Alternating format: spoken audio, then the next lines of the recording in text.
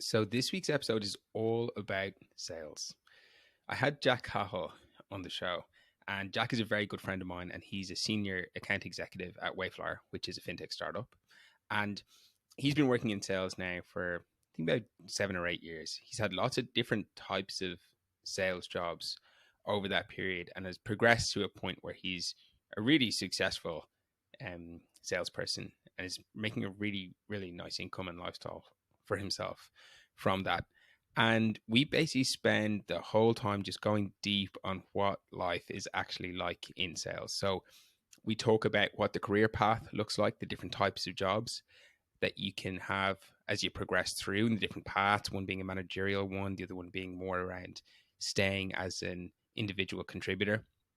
We also talk about what your salary and your commission actually looks like as a salesperson. So if you don't understand what OTE is, or 60/40 splits, or how commission works and targets, we really go deep into that. And we talk about the specifics of how much money you can make at different stages of a career in sales. And it actually blew me away. It can be a lot, by the way.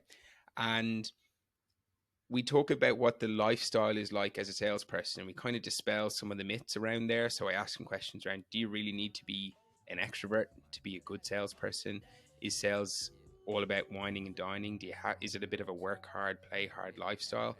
And we get into that, and we talk a bit about what an actual day to day looks like in sales as well. So if you've got any interest in sales, whether you're working in it already or you're considering it as a career, it's definitely a great podcast for you to figure out more about this direction. If you're not interested in sales, maybe skip this episode. I mean, Jack's a great guy. He's really funny and he's got some great stories. But if you have zero interest in sales, it's probably not the best one for you. And you can just skip forward and listen to some of the other ones instead. Anyway, I hope you enjoyed the show. Let's get into it. Jack, thanks for having a chat with me this morning. How's it going? Good, mate. Good to be here. Good to be here. I've been listening to a couple of the episodes so far. Awesome stuff. Good stuff. So, for anybody listening, you probably already picked up Jack's Kerry accent from Ireland. So, tell me a bit about where you grew up down in Kerry. What was it like? Yeah, I grew up in a place called Killarney. I'm sure anyone from Ireland obviously will have been down there for a wedding or a stag or anything like that. Um, Grew up kind of just outside Killarney, surrounded by farms and stuff like that. But my parents are originally from London, with Irish family, so wanted me and my little brother to have a bit of a different life outside of a city, and kind of grow up, with places to explore and stuff like that. So yeah, I spent a lot of my childhood running around fields and exploring things like that, which was a lot of fun. And it was Killarney is a really nice, small town.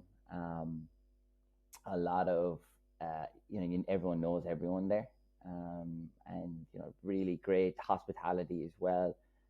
Ended up Most people, young people in Killarney, ended up working in hospitality when they kind of grow up, and that was me as well.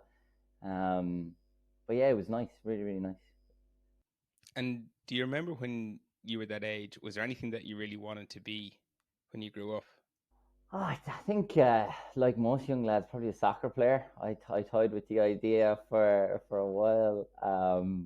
Even when I was late teens, there was an opportunity to go over to America, to play soccer over in colleges over there. Never took it up. Who knows what could have came of it? But yeah, probably a soccer player. Which is not too original, right? We could have seen you in the MLS then, maybe in a different life. Yeah, yeah, maybe. I don't know. Playing with Zlatan and Yeah, exactly. I feel like you fit in well with Zlatan, actually. Um, all right. So, what was school like then? What were you like in school? I mean, it's probably in keeping with that, messing around in Killarney or running around fields. I don't think I changed much going into secondary school. Um, like I looking back, I probably wasn't the best student, to be totally honest. I probably put more weight on making people laugh and trying to get people to, be likable by messing around in class and stuff like that. So school was an interesting one in the sense that I found, yeah, just didn't really love the academic side of things. But learned a lot through, I suppose, communication in one way, by actually ending up having to get myself out of trouble a few different times, and that probably kept me going into my sales career today. So I inadvertently probably had school as a way to get out of trouble, and maybe that's kind of taken me into my sales career. And to be honest, like that sort of just floating through school continued into my college years as well. Didn't necessarily know what I wanted to do or what I liked in school. Most classes I would, get a bit distracted and end up trying to, have a bit of a laugh or a joke, and as I said, that kind of continued into secondary school. So floating through life can sometimes be good, but I think it also can have a few different drawbacks as well. But it worked out for me. Yeah, and most people listening from Ireland will know when you do your leaving cert, and after leaving cert, you either go into a level 8 or a level 7 course. And I did my leaving cert, got a pretty average, I think even dare I say below average leaving cert score, or points is what we call them in Ireland. And when you're going into college, you'll remember, Steve, you're supposed to put down what courses you want to do in level 8, which is a 4-year degree, and then in your level 3 diploma, right? So or level 7 diploma, I should say, which is a 3-year. So I actually filled out level 8, filled out the courses. I think you get 5 choices on each, right? If I remember correctly, 5 or 6 choices on each. Yeah, so if you don't get the points on one, you naturally get that next choice. So I actually didn't get enough points for any level 8, would you believe, which is not my proudest moment, but again, didn't really do much study in the leaving cert. So anyway, get my leaving cert results. I think I'm getting going to CIT, which is what I thought I had as my first level 7 college course. But unfortunately, so I went home to my parents, rang my mates who were going to Cork CIT. It was business in CIT. Rang my mates, all looking forward to going to Cork and saying to my parents that I was going to do business in CIT. And thought nothing more of it. The 2 weeks after your leaving starts, a lot of fun, if you remember, plenty of partying to do after getting out of school, which is my main focus at that point. And then 2 weeks later, a letter came in from Waterford Institute of Technology, which was a surprise to me, offering me multimedia. So would you believe I'd actually forgotten to change my first choice on level 7. So went in to my parents to let them know that I made that mistake, and needless to say, I got a clip around the ear, and they were probably wondering what to do with me. Couldn't even get that decision right. So floated through that, and I said, look, I'll make it work, multimedia in Waterford. But everything happens for a reason. I met my fiance there in Waterford, and a lot of friends, and again, plenty of learnings from that. Didn't end up finishing that course. Would you believe, changed to business within the first month. Didn't really feel that business course either, and kind of got through that first year. I didn't do any exams that first year in Waterford. And throughout that time, I was actually working in hospitality. As I said, Killarney is a hospitality-rich town, so I would go home the weekends and spend summers working in hospitality. Kind of liked it, so thought I would do that, right? And went back to do hospitality in Waterford the next year. Again, no surprise, didn't really like that, and kind of flunked out of that as well. Halfway through, went back to hospitality in Killarney, not really knowing where to go, what to do either. And went into chefing, would you believe? So I was a waiter, went into chefing. The chef kind of asked me to jump into the kitchen. and that was good. I enjoyed it. I was terrible at it at the start, but anyone listening will know chefs, and I've watched Chef's Table and all these shows on Netflix, and have seen Gordon Ramsay. It's long hours and tough work, and not a lot of thanks, and you kind of learn a bit of hard work through that, right? But knew I didn't really like it. Um, and again, talking about things being happening for a reason, I kind of like looked at that chefing future. Really wasn't for me. I think I could have potentially done it, but when you're in, I was listening to Chris Williamson the other day, right, and he was talking about this thing, the region beta paradox, which basically means the worst thing is sometimes better than the better thing. And if you kind of apply that to a job situation, um, a lot of people will be in work. They might not really like their job, but they'll have a good salary. Their boss is a bit of a dick, but not really a dick, so they'll kind of just stay in that situation. So if their wage wasn't great, their boss was a bit of a dick, then they'd probably have be galvanized to leave that job. So for me with chefing, not that my boss was a dick or anything, but it just didn't work for me, and I wanted to kind of jump out of it and get into something else. And that's when I started thinking about sales, right? On the career that I'm in today. So, like, what was your first experience of like sales? Because so far you're working in purely on the hospitality side of things, right? So, like, how did you hear about sales, or what was your first impression of working in sales? Yeah, no, that's a great question. Like, how did I kind of figure that out? Like, my dad would have owns his own business. He and it is very sales orientated, right? He's kind of working in that commercial lighting game. So I would see him, in that sales game, and he said, I tried, I suppose, aspire to do that, right? Or thought that I could do that if I kind of did an inventory of my skill sets, what I'm good at, and what I thought I could do. I mean, generally, I was a pretty extroverted person, which, funny enough, isn't the best thing to be in sales, but we can touch on that a bit in a while. I was an extrovert person, outgoing, always, jumped at opportunities, and just kind of threw myself at things. And I wasn't afraid of rejection either. And generally thought that the kind of skills and what I thought you'd have to, or I thought was good in sales, I thought I could make a go at it. So started looking for sales jobs. One of the things that came up was Vodafone door to door sales. So I said I better just give that a go. And again, things just generally happen for a reason. I got that job. To be honest, I think it wasn't the hardest one to get, but I was supposed to go for training, a week of training in that, and the trainer was sick. So funny enough, the following day, a guy walked into the kitchen. I was still working in the kitchen at the time. A guy in a suit walked in. He was selling commercial catering equipment, designing kitchens as well. So a bit more high ticket, a bit more kind of a bit more of a better kind of sales role, right? So he was looking for someone to work in Kerry, a company called Stevens Catering Equipment.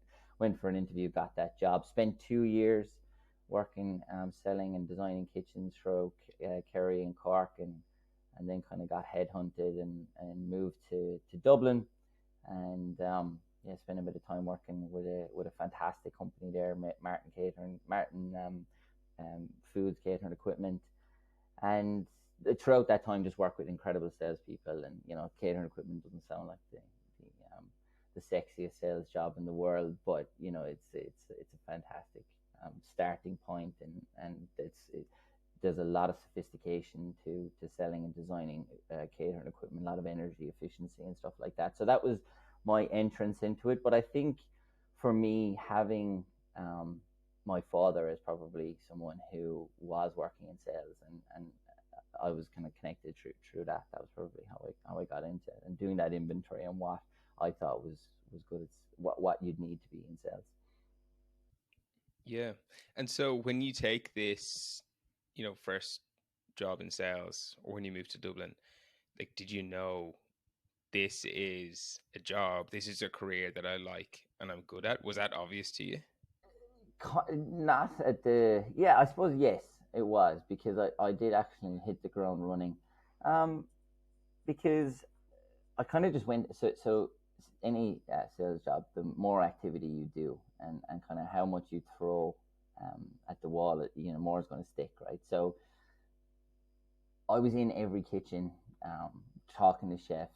Didn't really know what I was doing or how to sell, but I just go in the back door and kind of just have a chat with the chefs and restaurant managers, whoever it was that I had to do, and just get out there and invariably got a few deals pretty quickly, and just kind of went from there. Now, when I got into it, I suppose a few months into it, getting from where that base level of, oh well done, you've got a couple of deals, to constantly hitting targets, there was a few more challenges in scaling that. But I knew it was for me, because it was very much people orientated.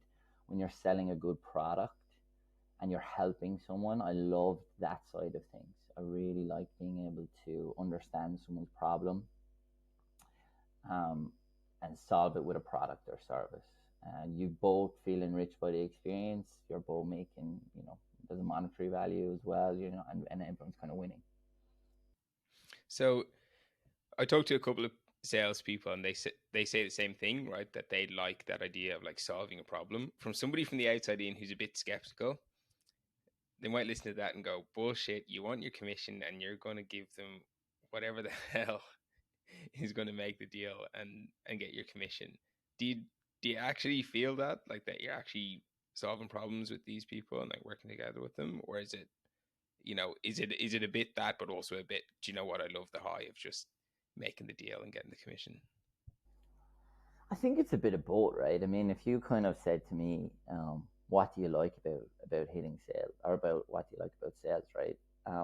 I kind of say it's in personally, um, there's two different factors. There's the kind of external factors where, you are solving problems for people. So you're selling a product, you're helping that person, and if you kind of want to extrapolate that, hopefully you're helping them, you're helping, what I'm doing now is selling.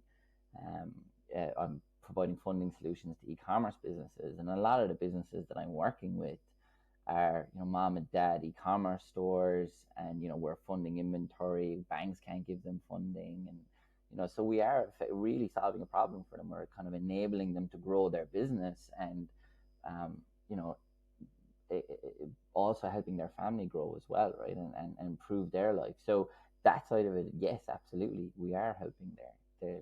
I am solving a problem, or good product or good service will solve a problem for someone. So there is that side of it as well, for sure. And then of course internally, you are obviously going to have internal drivers. When you look at sales, you either have monthly goals or quarterly goals, and you hit your target, there's a monetary value, absolutely. But there's also another side of sales as well, where if you listen to a lot of self-help gurus now, they're constantly saying that you set yourself a goal, write it down, aim for that goal, and you'll build self-trust, self-worth, and that will snowball. Well, if you look at sales, it's you're already doing that. You're inadvertently setting yourself a goal every month, hitting that goal, building self-trust, building self-confidence, and aiming for something and getting internal and external recognition. But yes, you are correct. There is monetary value as well. It's just about how in sales you kind of you kind of position that. There is such thing as commission breadth, which yeah, which people, buyers can sense. But if you come at it from that holistic approach, where yes, I do have a benefit to this, but you have a benefit as well with a great product or service. Yeah, nice. Okay, so I want to, I mean, you've worked in sales for quite a while, and you're also very good at it. So I do want to go into like all those different corners and avenues of what it's actually like to work in sales. But first, I want to bring people up to where you are today. So where we left off is like you're working in Dublin. At some point, you move out to Australia, right? And then you start the job in your current role at Wayflyer. So what's that kind of brief story of how that happened? Yeah, just I'll quickly go over it. So I was working in Dublin. My girlfriend at the time, and as I said, now fiance, always wanted to move to Australia. She's a hairdresser, and said I'm going to Australia with or without you. So I was pretty. That was the decision made for me. So we decided to move about 4 years ago to Sydney. I later found out it was because she watched a lot of Home and Away, but that's a story for another day. Um, but yes, so moved to Australia, done a few different jobs out here, kind of sales jobs that I didn't really like. I didn't feel the product or service was for me, and again, that's very important, and we can talk about that a bit in a while. But it's very important when you are selling to really understand the product or service when you are going for an interview. Because if you're passionate about it, it does change the dynamic massively. So I worked in a few jobs where didn't really love it, um, and yeah, ended up not liking it again. That region, beta paradox thing, where I just really didn't like it, so I was galvanized to leave and ended up working in construction for a few weeks, just to kind of in between jobs, which was interesting. Again, didn't really like that either. But my mate, one of my best mates, started working as head of risk for Wayflyer, which at the time, Wayflyer would have been a kind of, I'd say, about 20 um, person globally startup, and they wanted to help or set up a sales team out in Australia. And yeah, went for a few interviews there. I thought, being friends with Brendan, I'd get a few passes, but no, still had to do 4 or 5 interviews to get the job, and yeah, started out here, and over the last 3 years, we've been very successful in growing the sales team, and we've got about nearly 20 here, from a team of two, which was me and you at the time, right? Yeah. So yeah. So the backstory here is that so for people who don't know, so Wayflyer is a fintech company and provides financing solutions primarily to e-commerce brands. And so that's what I did for the last 3 years. It's how I know Jack. And one of my first jobs was to set up the business in Australia. And so we needed to build out the sales team. And so Jack obviously knew somebody, so he was introduced. And he came in for an interview. He had frosted tips in his hair at the time. I sat down with him, and I can't remember what you were spoofing on to me about at the time. But I was like, geez, this guy, like, really? This is the guy we're going to bring on? And I wasn't, I've told him this before, but like, I wasn't sure. I was like, oh, no, I don't know about this guy. And he left the interview anyway, went home, and then, like any good salesperson, he was on to me straight away, messaging me, sending me links to YouTube of something based on the conversation that we'd had, following up with me the day after, giving me a call, sending me an email, sending me a text. And I was like, right, okay, fine, just give this guy a job, like, get him off my back if nothing else. Um, I won you over in the end. he did 100%. And it was, yeah, I mean, Jack's gone on to be an absolute killer. In terms of, I don't know what you're standing at now in terms of the number of kind of companies that you've brought on, the revenue that you've generated, but it's like one of the top salespeople in all of Wayflyer globally over the last few years, which is an absolute massive achievement.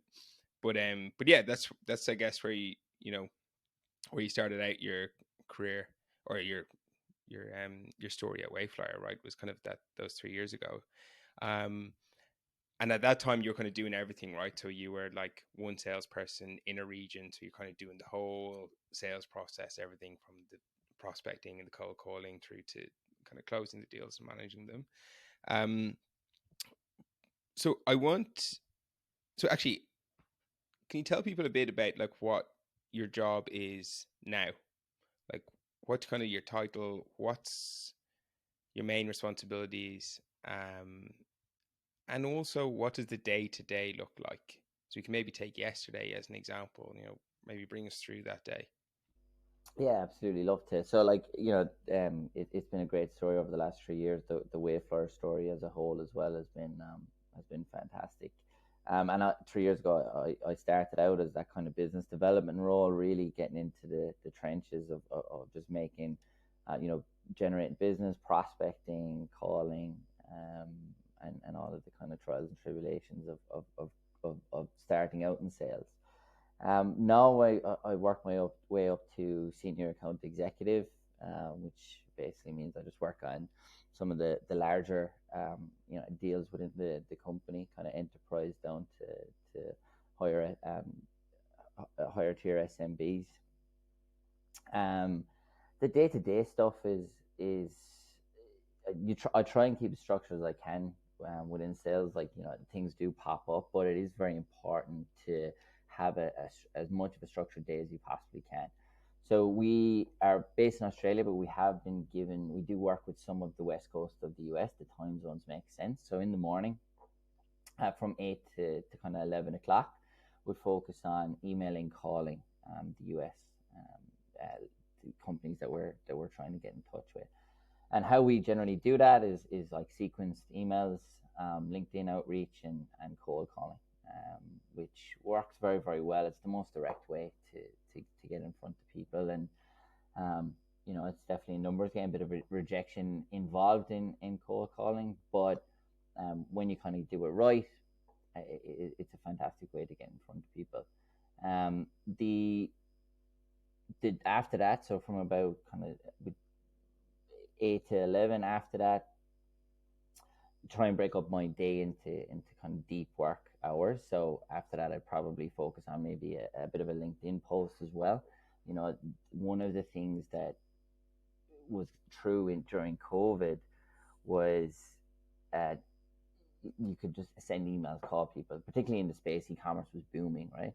You could just send people emails, call people, and you get a response.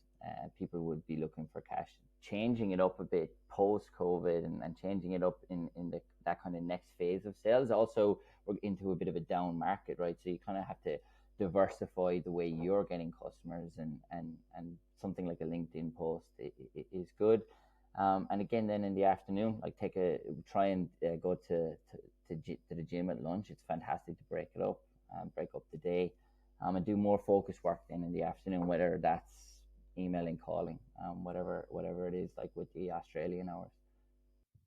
So you're on calls a lot, right? You'd be talking to customers a lot during the day. Yes, very much. I mean, generally we'll have throughout the day we will have quite a few meetings as well. But yeah, and no, externally, I mean, we do. I'd say about 2 meetings a week internally with the sales team, sales catch-ups, a bit of training. But yesterday was kind of predominantly outreach. Today we've got a few internal meetings, but yesterday afternoon was predominantly outreach. And then depending on how busy it is, you'd have a couple of meetings with customers as well. Okay. So you're looking at start at 8. You kind of do this big block of kind of cold calling, emailing, outreach in the morning. Lunchtime, maybe you get out, get to the gym, and then the afternoon you kind of got another big block. Maybe you're doing calls, whatever else.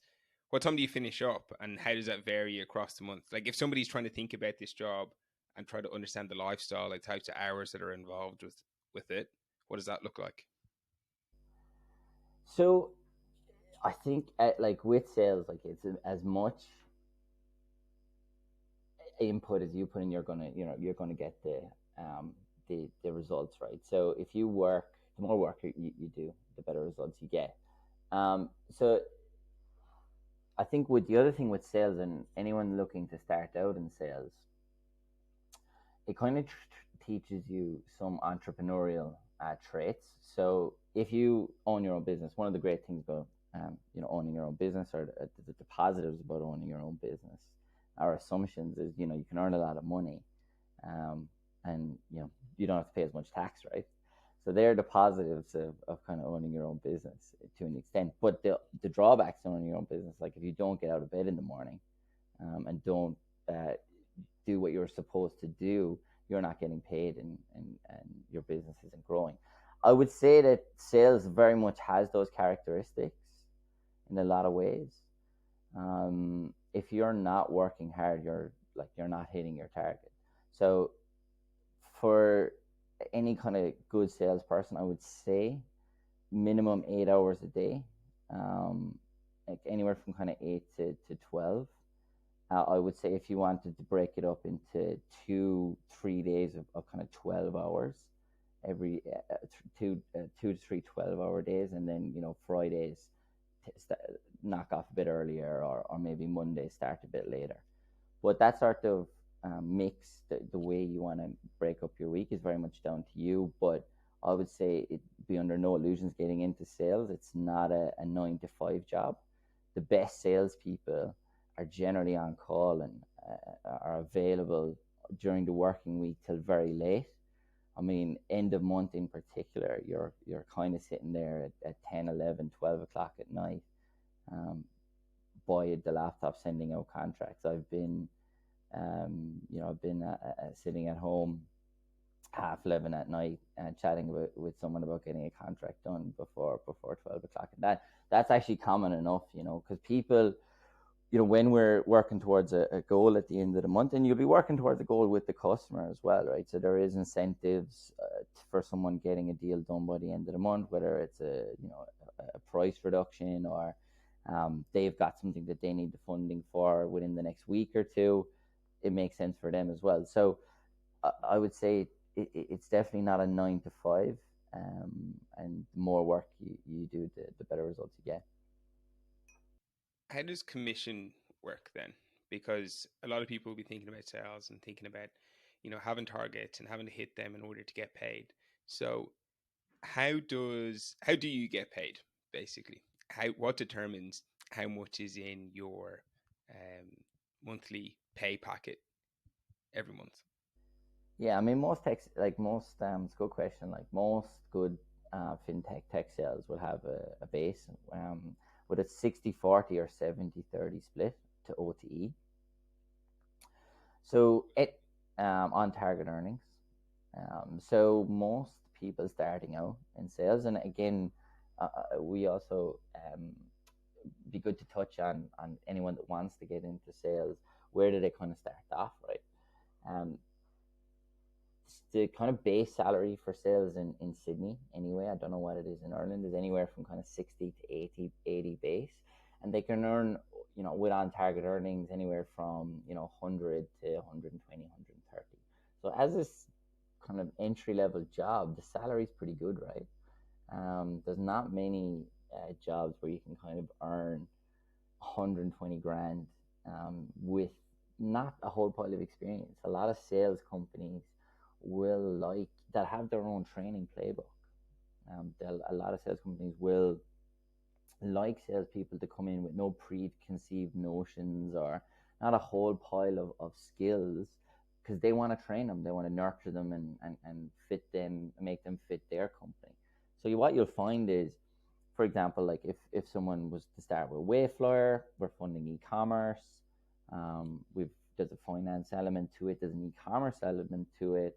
So if you had a brief, an understanding of finance, or if you had an understanding of e-commerce but didn't have any, I suppose, tangible sales experience, you could start with Wayflyer, and all of a sudden you're earning 120 grand in base salary, or in on target earnings with no sales experience. And you kind of asked me, or we touched on how someone would get into sales. I would say, I know I'm segueing off your question a small bit, but if you're in a job where you've got industry specific knowledge and want to move into something else but don't necessarily know what that is. So if you're, for example, a cloud software engineer, you like cloud software but don't like the kind of introverted style where you have to kind of lock yourself in a room for 12 hours and solve a problem with no interaction with people, but you do like tech, then and you're an extrovert and are a little bit more of a people person than that job entails, segueing into sales is a fantastic way to develop your career in tech as well. Back to the commission side of things. I know I segue there a bit, but it's basically like you get your base salary, so you don't hit your target, you're getting your base. There's probably only a certain period of time you can do that, right? Just not hitting target, only getting base. But generally, businesses have like a minimum 25% of target. Like you have to hit 25% to get any commission. And in this market, most businesses will have their commission based on incremental incremental percentage gain. So for example, if you hit 100% of your target, you're getting 100% of your commission. If you hit 100%, 120% of your target, you're getting 120%. Some companies will have accelerators, what's called accelerators. So let's say, for example, you hit your 120% of your target, but you might get bumped to 100, 150, just because that's the next target earning. But generally, it'll be more of a numerical or a percentage increase. So 120, you get 120%, you get it, yeah. Okay. Okay. I think that's a great explanation. So just to recap that, most sales jobs are going to come with a base commission or a base salary and then commission on top. And what you'll hear people say is 60-40 or 70-30. And what that means is how much of the total compensation, assuming that you hit all your targets, comes from your base versus comes from your commission. So if somebody says, you've got 100K OTE, 100K on target earnings, and that's 60-40, that means you're getting 60 from your base salary. And if you hit all your targets, you're going to get an additional 40 from your commission. But what you're saying as well is if you exceed your targets, you can actually earn even more. So you can earn 120%, 100 or 130. Yeah, 100%. Like 99% of businesses will have uncapped commission. So as a job, like sales is a fantastic way to earn, great money. Like as I said, if you work hard, you get results. There's incredible monetary value. And all of a sudden you're working in a job where you could be making, and particularly in like enterprise tech sales, it wouldn't be peculiar for someone to be making 500-600 grand a year in enterprise tech sales. Like that's with 10-15 years experience selling SaaS products, that wouldn't be that strange. That's a lot of money. That's a lot of money. And with the uncapped commission, because you've had months, right, where you've smashed your target, like really gone far above. So on those months, you must be getting a nice windfall off that, right? Yeah, I mean, it's nice. It certainly is nice. I mean, the money can sometimes be like it generally is life changing. If you are sitting like, and I want to just go back to a lot of people listening might be in a job where they don't necessarily want to be in that job or don't know what the next step is, but have a skill, have a fantastic skill. Like they've got knowledge of an industry. And if you think of nearly every industry, there is a product or some related service in that industry that's you can sell. And whether it's selling it yourself as your own business, which is a different story, or getting into sales, it's an incredible way to make nice money for you and your family, right? And again, I'll just take it back to that sort of cloud engineer or cloud software engineer who's got knowledge of that space, how it works, the architecture of SaaS business, or like an organization, a tech company. They can transfer those skills and go into sales. And as you might start off with, you might have to take a pay cut initially. As I said, BDR salary, you might go from, cloud software engineer might be on 150, 200, whatever it may be. They might have to take a bit of a pay cut, but if you look at the lifespan of a sales career, you can make incredible money. If your on target earnings is anywhere from 100 to 300K, which would be kind of that mid market space, and you're exceeding your target, there's no reason why you couldn't be making months where you're making anywhere from 10 to 20 to 30K months if you really do apply yourself. So it is very nice cash, like very nice cash. I think what's great about sales as a career is, as you said, that link to how hard you work is usually going to show up in your results, right? So if you are that cloud software engineer, if you absolutely break your back for a quarter and you do unbelievable work and you absolutely smash it, at the end of it, you probably get a pat in the back and that's it, and you still get your normal salary, If that company, mate, if that company is good with recognition, and that's not always the case, so it is a great way to change up those things. So the good side of commission and targets is that you can earn a lot of money if you hit them, right? But at the same time, every month you get landed with a new target. And surely that comes with a bit of pressure. I know I'd feel that, right? If because every job has some sort of targets or objectives that you have to achieve, but with sales, like it's so transparent and so on you. You've got one number that's on your head, and everybody knows where you're at with it and where you're going to be with it at the end of the month or at the end of the quarter. Like, does that, for me, that sounds like a lot of pressure. Like, I don't know if I'd like that, but does it feel like pressure to you?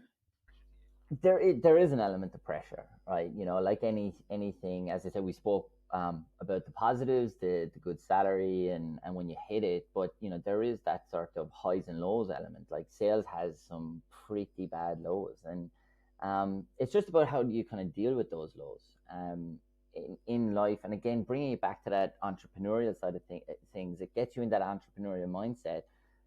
You're going to have good times, bad times, and it's how you kind of deal with the good times. They're the easier one, absolutely. You're hitting targets, you're getting results, and that snowballs. But you are going to have months where the pressure gets to you maybe, and might not have a fantastic month. But it's how you deal with that. But what I would say with sales is like trust the process. If you can control the controllables, and you've given everything you possibly could have to that month or to that quarter, and you still don't hit your target, then you can walk out of there with your head held high. And I can guarantee you, if you work hard, if you hone your craft, if you go back and look, right, I haven't had a good month. What did we do wrong there? Could I have got more stakeholders within that company agreeing to the deal? Did I miss something throughout that sales process? And you go back and look at that and make improvements throughout each month, and improve, then the pressure, it starts to deflate a bit. Because you've done the work, right? It's end of month, and I can tell you, man, it invariably every single sales cycle, the buyer and the seller is just there at the end of the month, and the incentive is there. I don't know what it is. People are just, and you try as hard as you can to get deals done at the start of the month, and they will, of course, there'll be leak over from the previous month, but the majority of your target is done in the end of quarter, end of month. And I don't know what it is. You could say it's whether the salesperson leaving it to that point, but I can tell you the buyers just seem to be a bit more active at that point as well. But once you've done everything you possibly could, you control the controllables, which is said a lot in sales, then that pressure, you can manage it a bit more. Now, if you haven't done the work, if you kind of messed around the first week, chilled out after a good month the previous month, and you're kind of chasing your tail for the rest of the month, then that pressure starts to compound, and you're probably a bit irritable in the office, you're probably a bit irritable at home. But dealing with the pressure, and again, like everyone needs to work on different ways of dealing with pressure, because life is a myriad of moments where you're under pressure, and you can apply that to sales, or you can apply that to life, right? So how do you deal with those pressures? And I think sales actually makes you, the good thing about sales is it makes you think a bit more introspectively as well. It's like, well, if I can be calm under pressure in this situation, I can be calm at any time. And I suppose the other thing I would say is, like, there's ways to deal with that pressure: healthy diet, healthy exercise, or good exercise, daily, weekly, 3-4 times a week, working out, whatever it is, decompressing as well. You might, even if it is end of month, if you like tennis, go play tennis for an hour from 6 to 7. There's no problem with that. Meditation is fantastic, all of that stuff. And that just kind of helps you decompress, and I suppose decreases the amount of pressure that you feel towards the end of the month. But yeah, there is a bit more maybe than you would see in other jobs. Well, for sure. But I'm hearing a few things there. I think the first one is the importance of resilience. So it seems like you really do need to be resilient to be able to work in sales, because there's going to be highs and lows no matter how good you are, and you have to be able to take the lows and suck them up and move on and get on with it the next day or the next month. The second part is about being introspective. So I really like that idea of, if you have a bad month, if you have a bad week, a bad day, well, what did you do? Did you, what can you control? and how do you make that better? Because there's not really much room for excuses in sales, saying, oh, such and such didn't come through or whatever else. And they'll be real, right? There'll always be stuff that's out of your control that didn't go your way.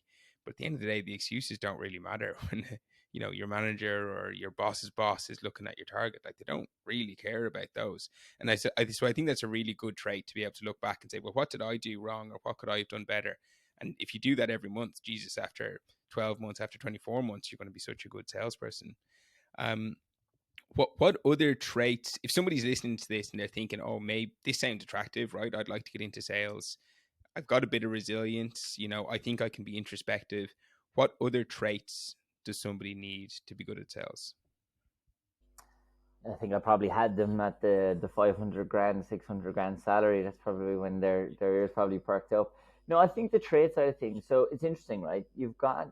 I think sales can really go be for anyone, and I genuinely do believe that. Like the if the two different psyches, left brain, right brain, the creative thinker, the analytical thinker, both personalities, both characteristics, traits would apply very well to sales. Like, you're solving problems, you're thinking creative. So the right brain is that creative, probably more outgoing person. That person will do well in sales, and the analytical introverted person can also do well in sales. So there's a misconception in sales where one of the main misconceptions is that you have to be extroverted to be in sales. You have to be this gregarious, outgoing, person who probably talks a lot. It's actually quite the opposite. So if you think about like the extroverted person, as I said, gregarious, outgoing, talkative, and the introverted probably likes to listen a bit more, probably likes to think about things analytically. Um, both you kind of need to be in the middle as a salesperson. You need to be able to build rapport, get on someone's level, get them to like you and be likable. But then you need to very much listen. So that kind of being able to talk and kind of build rapport, as I said at the start, that needs to be counteracted with an ability to think critically, and ask really good questions. Like listen to someone. And active listening is something that you need to do, but in sales, and that's well known, of course. But the extroverted person probably needs to come more towards being introverted, and the introverted person probably needs to come more to be extroverted, and so meeting somewhere in the middle.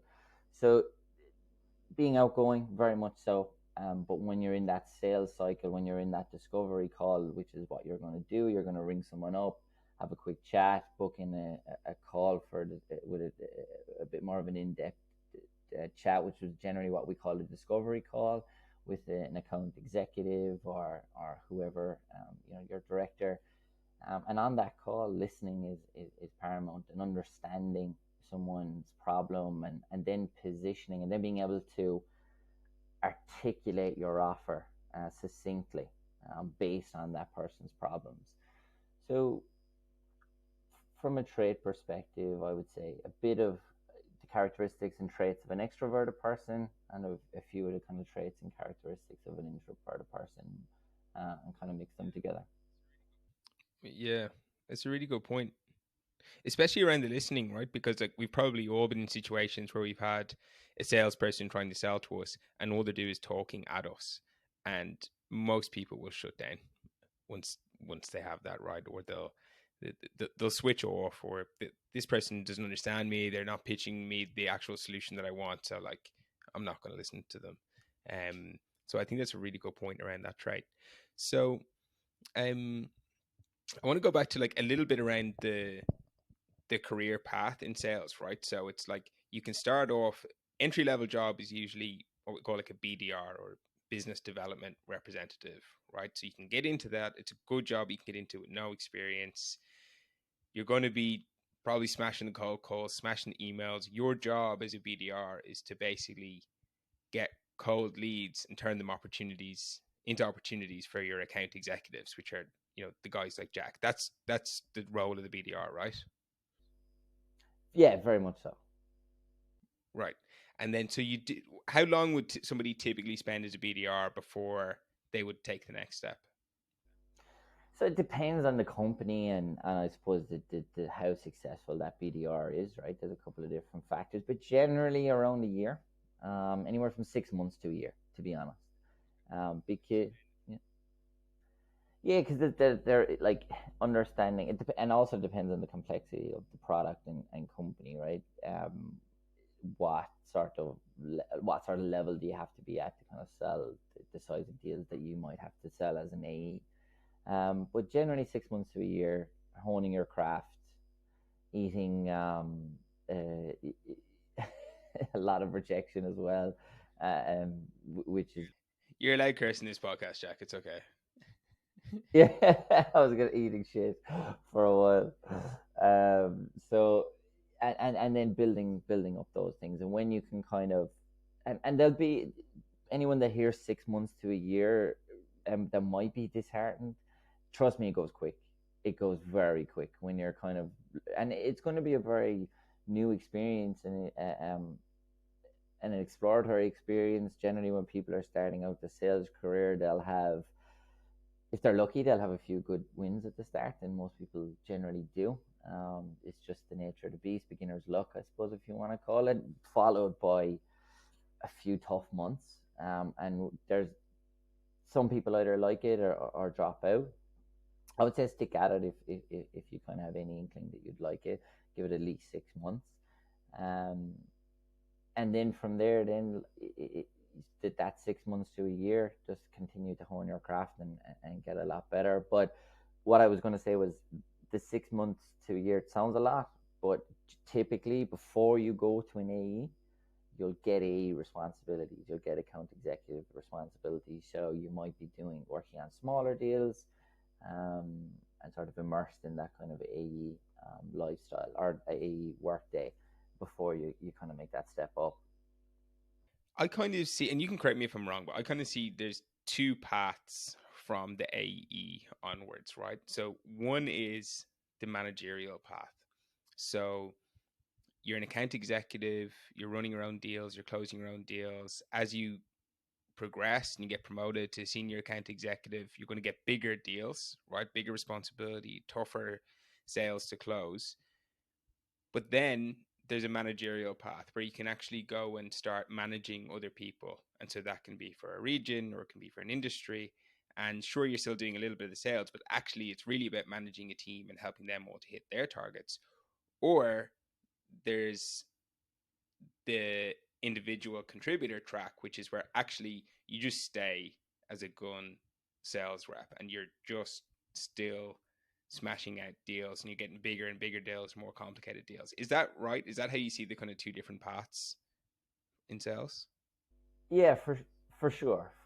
I mean, you probably do reach a kind of a point where you probably want to make that decision. The crescendo, you're probably hitting target every month, um, very successful, making a nice bit of cash. But it can be a repetitive job to an extent. Like you are sometimes, like you're aiming towards that end of month target. You're selling the same product. Of course, businesses will incorporate new products. You can start to cross sell, and it freshens it a bit. But generally, most SaaS businesses will have, and fintech businesses, and general tech sales probably be selling one or maybe two, three products, right? So it's repetitive.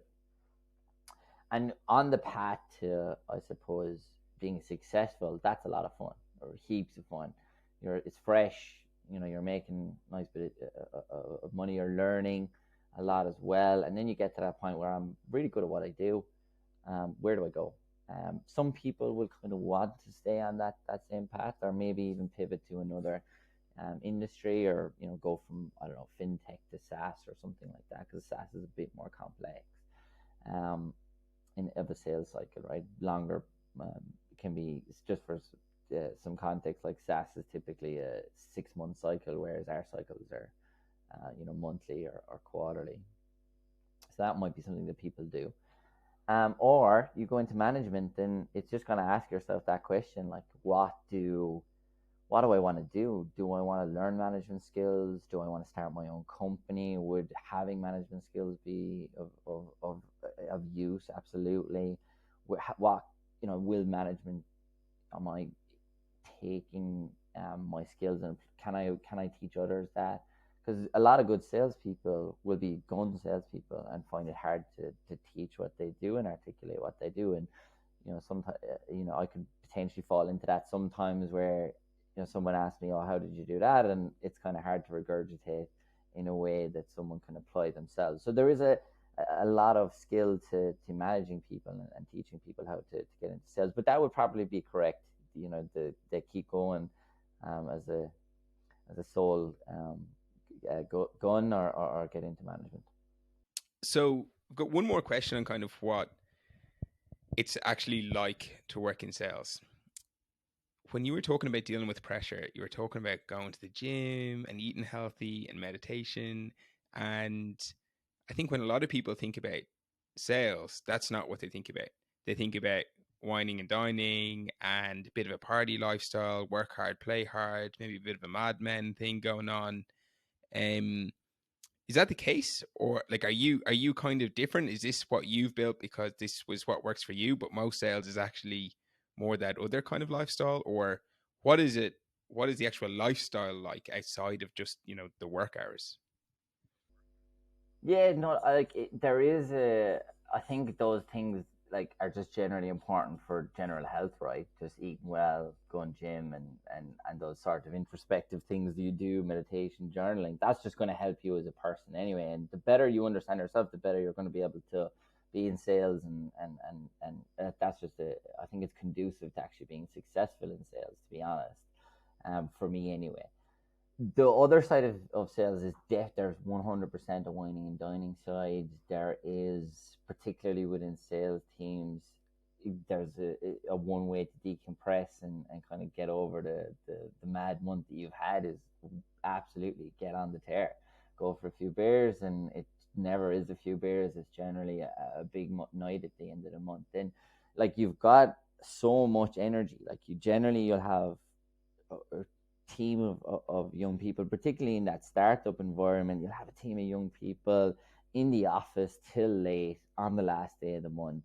Everyone is scrambling around, making calls, working with underwriting to get these deals over the line, contracts out. It's crazy, like it's so much fun, and it's that sort of crescendo moment where you've hit your target, and you're just full of energy, and you do invariably go out and have a big night to kind of de-stress and all that stuff. And then there's the other side of it as well, where particularly in enterprise and kind of higher ticket sales, or you do have to go out and meet these people and form a relationship, cultivate a relationship outside of the sort of Google Meets virtual thing that we're doing now, or the way the world has gone, because it's a longer form way of getting to know someone. Like the kind of half an hour, you'd be doing well to get to know someone in that time frame. So when you kind of go out and meet someone for dinner, whatever, you get to know them on a deeper level, and people buy from people. And I can tell you, if there's an apples for apples competitor, if you're up against a competitor and it's apples for apples, and you've been out for dinner with that person, chatting about whatever it is that interests you both, their family, and you get and know them on a deeper level, I can assure you they're going to go with you. But do you have to do that whining and dining side of things? Do you have to be a big drinker, a big party animal to be in sales? I don't think so. I think that you could do absolutely fine not drinking. I think you could do absolutely fine not whining and dining. And the whining and dining thing as well, you don't have to drink loads at those events. I mean, me personally, I'm trying to cut down a lot on my alcohol consumption, which you raised a few eyebrows for sure when you're at these kind of events and you get a few questions about it. But the whining dining helps massively, and sales, it does. There is a culture, a drinking culture. But what I would say for anyone who doesn't like that, you don't have to do it.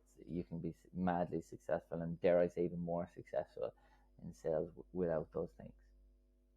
But it's fun as well, right? When you are doing.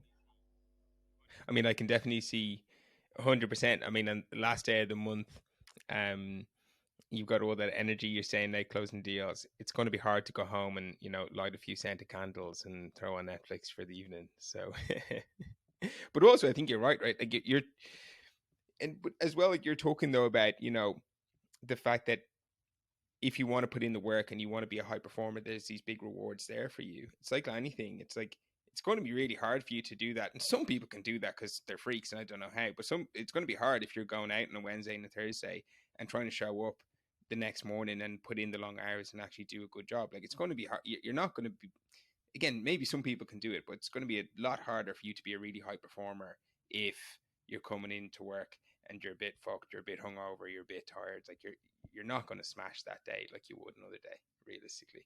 But I've got probably two more questions, to finish up. So first is, if somebody's listening to this and they're convinced like this is it, I want to get into sales, I want to start off my career in sales, what's the first step that they should take?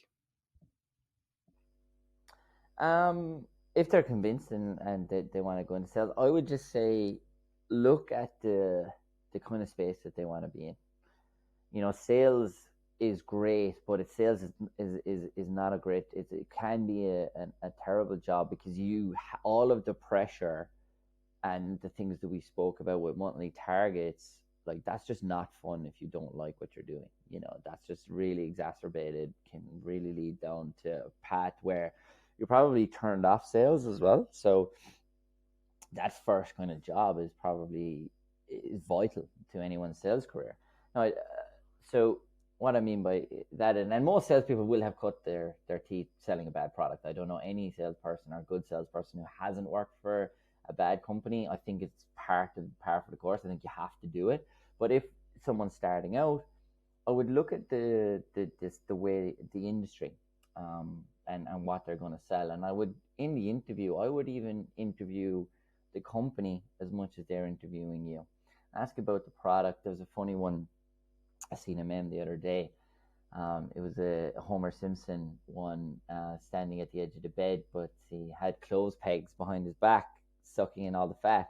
And it was, the meme was basically like every company when they're interviewing someone for a job, which I thought was hilarious. And it's very true. You'll go for these interviews. You swear the product was the best thing since sliced bread, and there's no, this be easy to sell. So be a bit more inquisitive.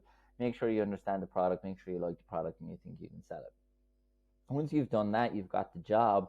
I would say be insatiably curious about everything to do with sales. Like get on podcasts, like listen to, like we've never lived in such a world where there's an abundance of information. Like think about like sales, listen to sales podcasts, right? There's 101 amazing ones. One I listen to because it's nice and sharp and to the point is 30 Minutes to President's Club.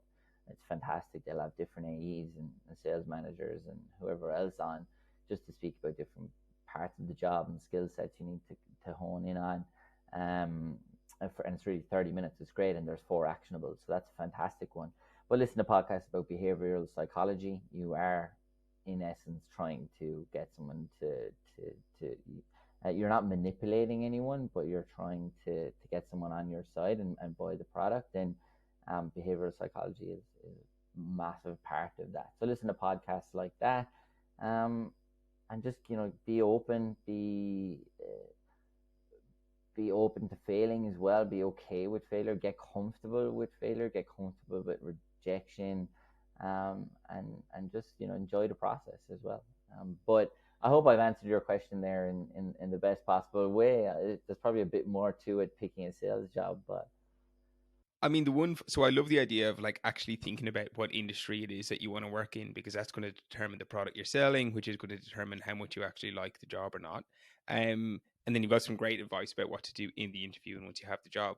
But what about that little bit between, okay, I've figured out what industry it is that I want to work in, but I don't have an interview yet. Like, can you just apply to jobs online on people's sites, or would you recommend going through your network, or like how do you get to the interview point? Yeah, that's a good question. I would say that it depends on the person, right? You know, so if you're coming from, as we spoke about that, I've used that cloud software engineer a few times. If you're in that space, you probably should be able to get interviews in jobs or in companies pretty easy because you can just leverage your network. You're in that space, you'll know heaps of people, sales directors who can introduce you to another sales director. So I would say leverage your network if you have a network. If you don't have a network, just like get on LinkedIn, write to recruiters, package your CV in a way that makes you an attractive applicant. Um, a lot of like the traditional ways, like go on job search, seek, and all of those ones. Um, but just get out there, just write to people on LinkedIn and try and build a network. But recruiters are good as well because recruiters generally, don't fully trust recruiters. They're fantastic at what they do, but they, are just be a small bit careful. Do your research in what jobs they're sending you to, for example. But one actually great way, if you don't have a network and you found an industry, find a recruiter in that industry. That's probably the best way, and find 3 or 4 recruiters in that industry that are looking. They'll all have open roles for BDRs because, believe it or not, entry level sales jobs at most, they'll generally, most companies will be looking for entry level sales people. It's one of the main things the sales organization needs to grow. And any company needs to grow is people who get on the phones and get business, that top of funnel sales. It is a great point, like because I have a couple of friends who are in different industries, and there aren't as many junior opportunities, and there's definitely no recruiters who are working on these entry level opportunities. Whereas in sales, that's not the case. So there's actually recruiters and recruitment firms out there who are recruiting for these junior and entry level sales jobs, and so like, I think that's a great piece of advice. Okay, I've got one more question. Before we finish up, we're just going to back to you and your future. So, if we were to sit down again in 5 years' time and have a chat, and you said to me, Stephen, the last 5 years have been unbelievable. I just can't believe it. I've had so much fun, just best 5 years ever. What is it that would have happened? Um, that's a good question. I think about that a lot. I don't have a clear answer. I think for the next 2 years, I'm in it for the long haul with Wayflyer. We've had an amazing, couple of years starting off, and there's so much more potential in the company. And obviously, one of the kind of first 30, I want to ride this thing until it gets to where it can be. And then after that, go out and do something myself, whatever that may be. I don't know. I'm obviously learning so much about the e-commerce space. I'm learning how and I've learned the architecture of an e-commerce space, how that works. It sounds fantastic, but there's a lot of considerations and a lot of sleepless nights, I would imagine, for a successful or growing e-commerce businesses. There's a lot of fires to put out, but it sounds like a fantastic space to be in, and quite rewarding.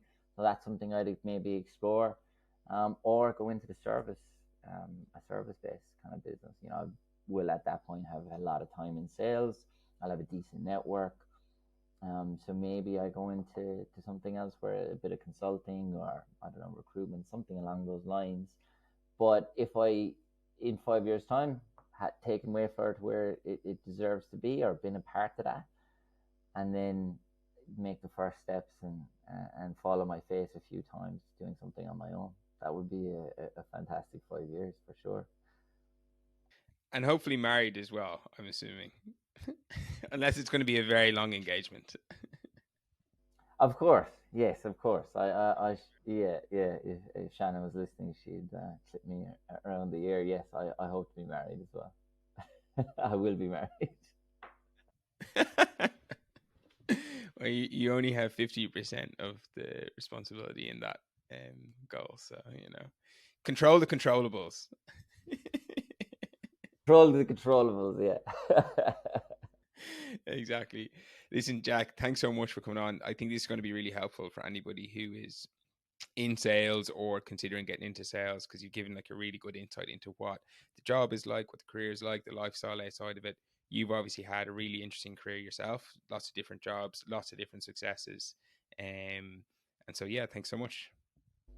No, thank you, mate. I hope anyone listening helped, and it's great to be here. I hope you enjoyed that chat that I just had with Jack and that you found it helpful. There was a few things that I took away that I found most useful or insightful. The first one was actually breaking down how commission and salary works for a salesperson. So understanding that when you say OTE, that means on target expectation, which means the total amount of money you'd make if you hit your target, and how what 60/40 means. So if you've got that 100K OTE and it's a 60/40 split, that means you get 60 as part of your base and an extra 40 if you hit your commission. I was also really interested to hear how much people can make at those different stages um, of their career in sales.